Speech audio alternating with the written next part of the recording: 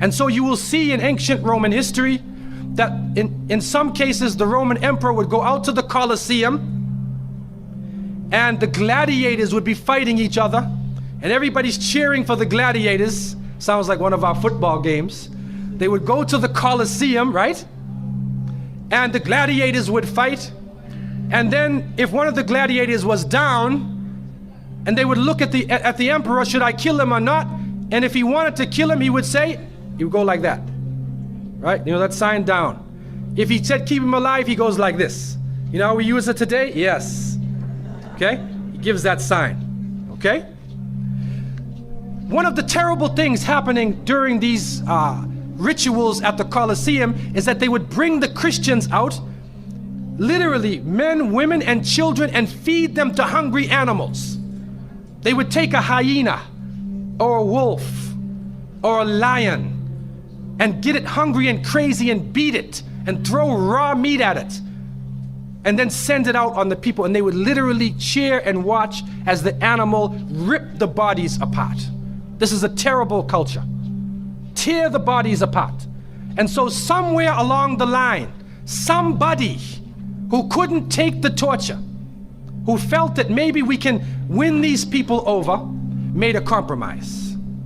And you start to see changes going on from the early part of the Christian era in Southern Europe, where the major ceremonies held by the nature worshiping people are combined with Christian names and Christian ceremonies, and therefore what comes forth to us is a mixture with the two streams coming together, where you get a monotheistic name or a monotheistic character with a pagan ceremony.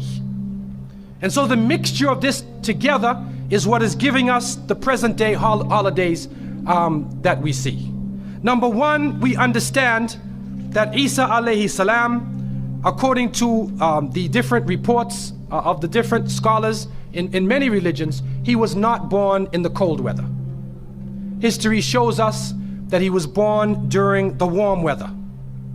Even in the Christian traditions, they have the belief that the shepherds were tending their flocks outside. And in Palestine, you cannot keep your flocks outside. In the wintertime, in the evening, you bring them in because it's cool at night. And so it was the warm weather. It was also the time of the taxes in the north. In the story coming in the Quran, when we see the mention in chapter 19 in verses 24 to 25, and we see the mention of the story of Mary, because it is the belief of the Muslims that Maryam, may Allah be pleased with her, was a virgin, and she had dedicated her life to the worship of one God, prayer and fasting, and by the power of Allah, that the Creator breathed His Spirit into her, and she conceived Jesus. He said, be, and it is. She conceived Jesus, Isa alayhi salam, without a father, without a man. That is a belief of Islam.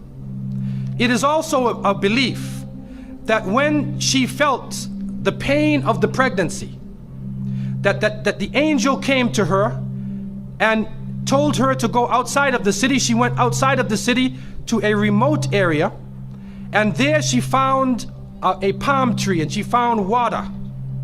And it was speaking about rutub, janniya. It was speaking about a type of rutub, or a type of dates. And those who know, who have lived in the desert area, know that when the dates become ripe, when you start to see the color of the dates change, because dates are not brown, you know. Dates are originally red and they're yellow, they're other colors, but they turn the brown. It's at the height of the heat that the dates become ripe. And so it's at that time that she gave birth to Isa alayhi salam. So from different points of view, different historical points of view and different religions, we understand that Isa alayhi salam was not born during the winter season. He was born in the warm weather. So who was it that was born in the winter season? What is that? Who is that character now? Let us become detectives and try to find out the answer to this problem.